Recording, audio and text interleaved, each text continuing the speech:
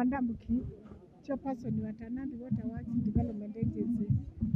Mundu tondu president unaisie nitwatete sio nengane title cia kasike o ward cionthe na andu ngili ili na yana nemwe nimanenga title sio mundu na ile ngino siende no sobwa. President William Ruto anasema ni kusema na kutenda na ni kiakisho nzuri. Kama leo ameonyesha kweli yoyote chochote amesema itafanyika, na leo tumeona titles zimekuja na zitaendelea.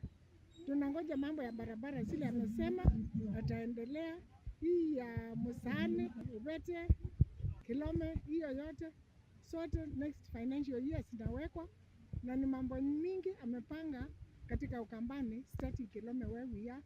Watu wa Kilome wamekaa miaka nyingi bila titles, na leo ni kihakikisho kama William Ruto amesema kila mwananchi wa Kenya atapata title, na 2,000 tumeona amepeana leo na ataendelea kupeana, na miradi nyingi ya serikali iko kwa mpangilio na ataendelea kufanya. Hizi title ni ya family.